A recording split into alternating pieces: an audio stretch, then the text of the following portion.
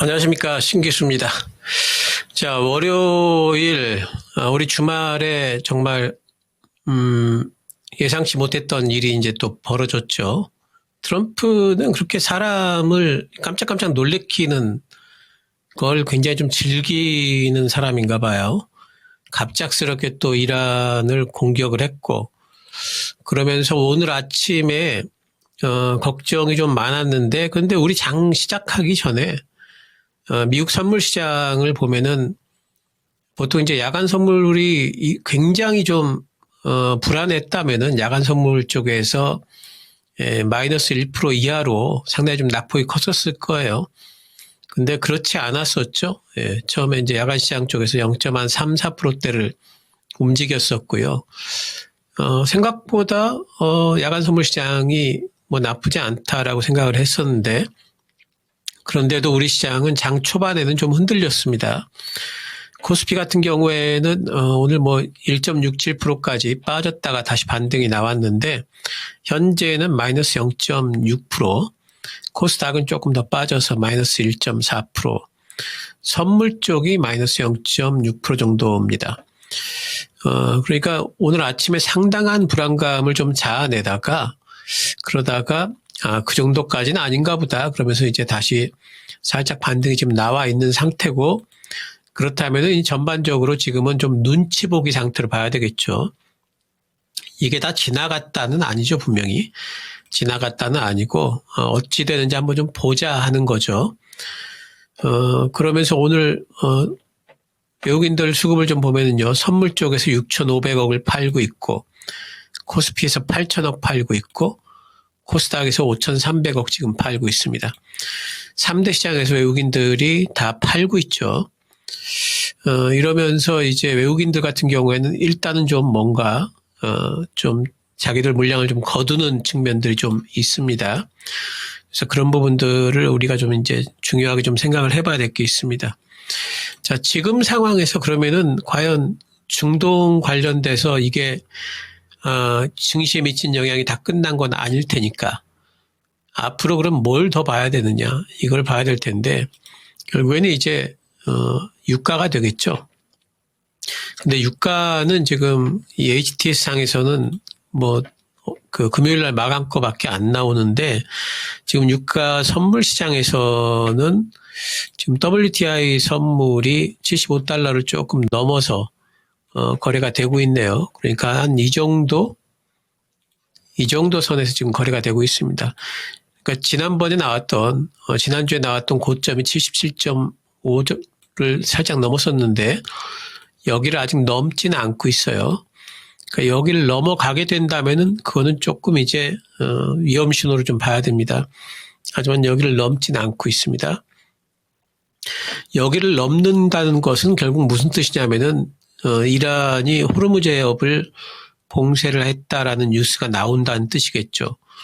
지금 이란에서 이제 결국 이제 호르무즈 해협을 봉쇄하느냐 마느냐는 이란의 최고 국가 안보회의라는 데가 있다고 그래요. SNSC.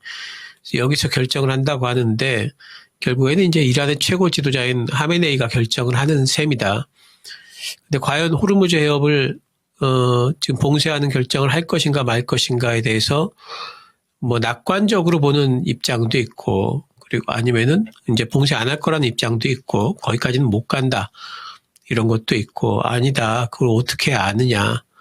러시아하고 또 지금 뭐 통화하고 있다는데 러시아와 손잡고 무슨 일을 또 할지 우리가 어떻게 아느냐 하는 이제 입장도 있습니다.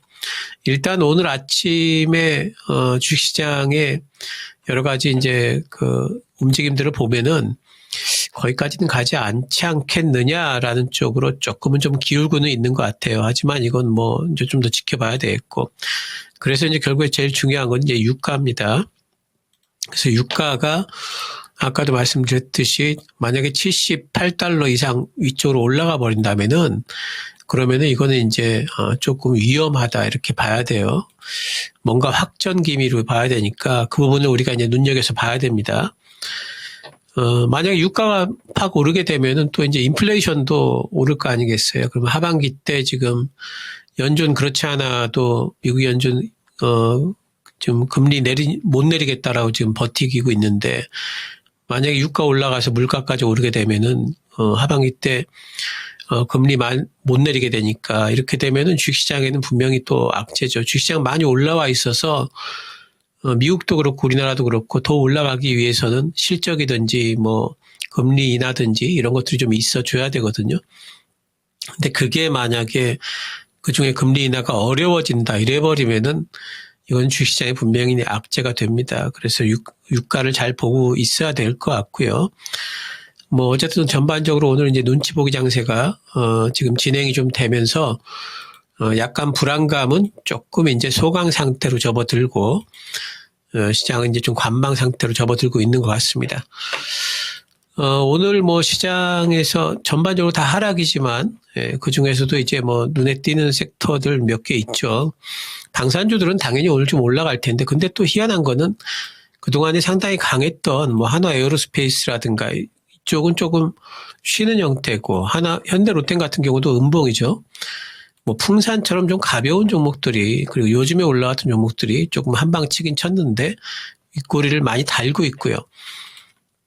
LIG 넥스원도 윗꼬리를 좀 달고 있죠. 그래서 방산주들이 많이 올라간다는 뜻은 그만큼 중동 불안감이 있다라는 뜻인데, 윗꼬리를 또 단다는 뜻은 굉장히 불안했다가 이제 그 불안감의 피크는, 오늘 당장의 피크는 일단 좀 만들고 있는 게 아닌가 뭐 싶고요.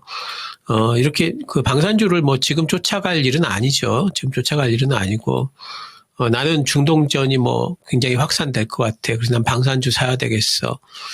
이런 결정을 하기엔 좀 그렇죠. 그러니까 지금 방산주는 제가 계속 말씀드리지만은 가진 자의 영역이다 이렇게 말씀을 드리죠. 그래서 지금 방산주는 신규 접근보다는 가지신 분들의 어떤 영역으로 보시는 게 좋겠고, 방산주와 함께 또 이런 뭐 정유주들, SOL도 보면은 오르긴 하지만 굉장히 음봉이 길게 떨어졌습니다. 오늘 뭐 고가가 9%까지, 9.9% 거의 10%까지 오르다가 음봉이 길게 떨어졌고, 한국석유도 음봉, 흥구석유도 음봉, 다 음봉이죠.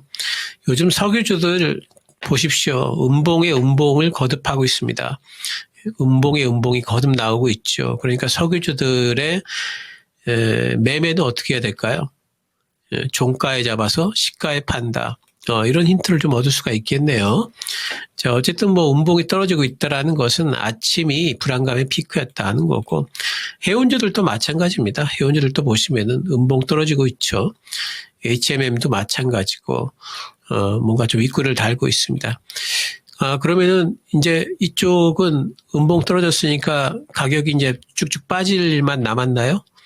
그것도 우리가 알 수가 없어요. 이제 이 부분이 이제 호르무즈해협이 어떻게 되느냐에 따라 가지고 유가의 움직임이 달라질 거고, 그러면은 이제 이 종목들도 또 움직임들이 많이 달라지겠죠. 해운주들도 결국에는 유가 움직임에 연동이 된다 봐야 되기 때문에 알 수는 없는 겁니다. 뭐 조금 내가 이 시장에 대해 가지고 다른 것보다 좀 뭐 해치성으로 뭐 해운주라든가 아니면 뭐 정유주라든가 좀 사놓겠다 뭐 이런 거 가능할 것 같아요.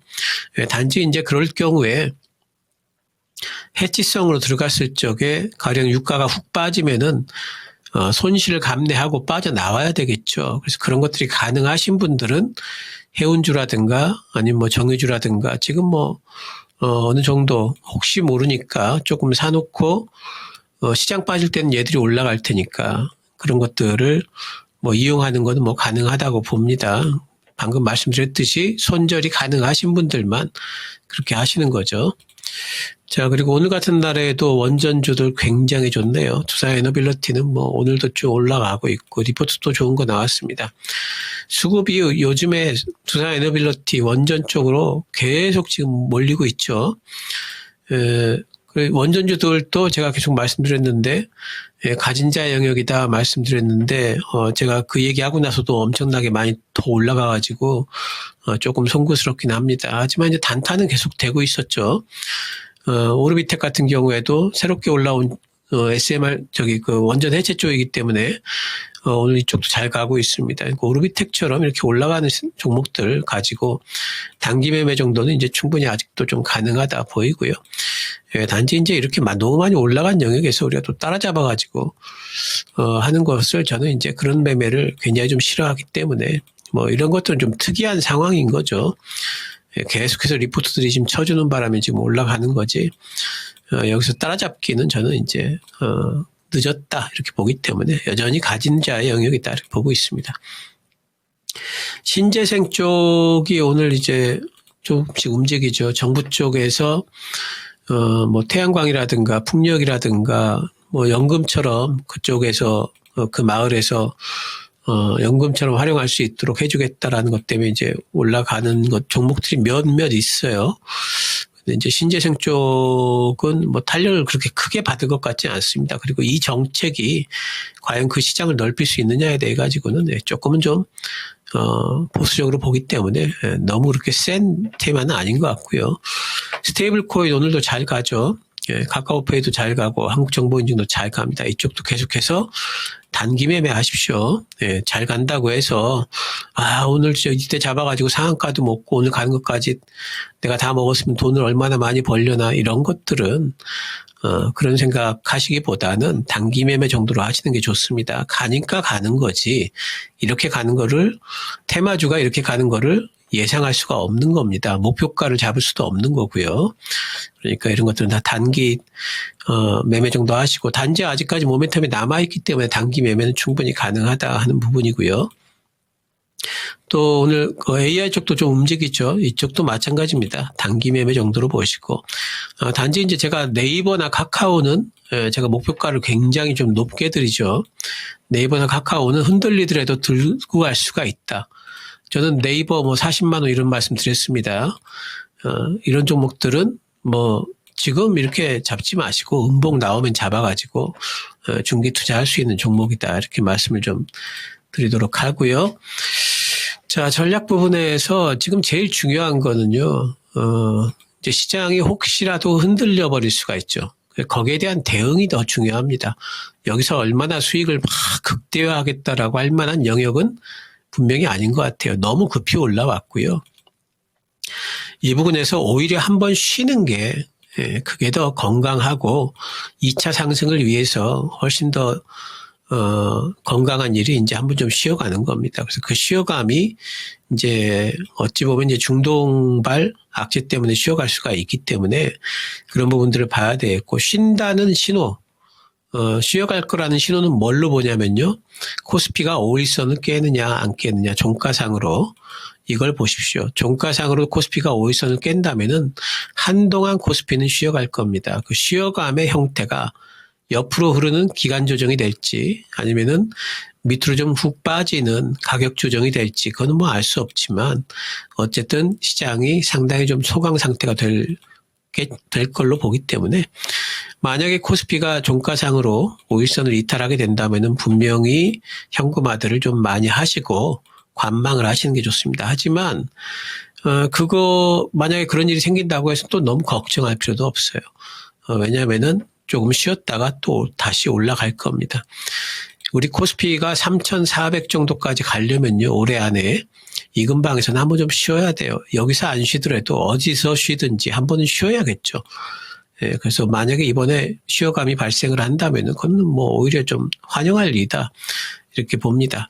중동에서 아무 일도 안 생길 것 같은데, 이거는 알 수 없죠. 예, 트럼프 대통령이, 뭐 정권 교체가 이란의 정권 교체가 목표가 아니다 이렇게 했지만 오늘 아침에 또 보면은 정권 교체 못할 일이 뭐 있냐 말을 그냥 그때 따라가지고 이제 많이 바꾼 사람이기 때문에 이란의 추가 공격을 안 할지 이런 거 알 수 없는 거고요. 또 이란 쪽이 또 뭔가 좀 땡깡 부리면서 호르무즈 해협 봉쇄 안 할 거다? 이것도 또 알 수 없는 거죠. 그래서 그런 부분들 너무 낙관할 수는 없습니다. 그러니까 이 부분에서는 우리도 시장처럼 같이 눈치 보기, 관망 상태로 들어가주는 게 좋겠죠. 만약에 이제 깨진다면은 이제 허니문 랠리는 좀 마감이 되는 걸로 봐야 되겠죠. 5일선이 깨진다면은. 그러면서 이제 수급 교체가 될 거고요. 하반기에는 이제 분명히 이제 주도주들이 좀 바뀝니다. 지금까지는 이제 허니문 랠리, 정책 관련주들, 정책 테마 장세였죠. 정책 테마들이 주도주였다면은 이제는 만약에 여기서 쉬어서 다시 2차 상승이 온다면은 이것은 이제 실적주들을 봐야 됩니다. 하반기에는 실적주들 봐야 되고 또 7월 달만 되더라도 벌써 실적 시즌 들어갑니다. 그래서 지금부터는 정책 테마들은 단기 매매 정도 하시고요.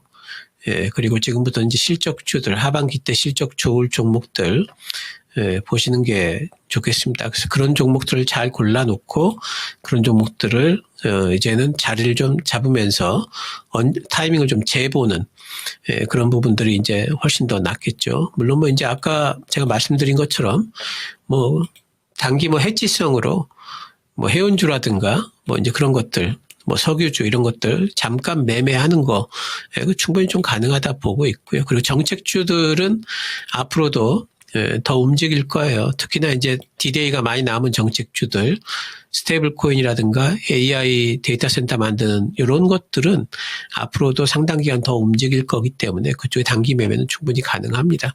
그래서 그런 쪽으로 하시고 매매는 단기 매매 정도 하시고 전반적으로 장세는 관망을 하시면서 코스피가 5일선 깨지면은 그때는 정확하게 대응을 할 준비들을 좀 하면 될 것 같습니다. 저는 차라리 좀 쉬어가는 게 어떨까 싶어요. 준비를 하면 좋겠습니다. 신기수였습니다. 감사합니다.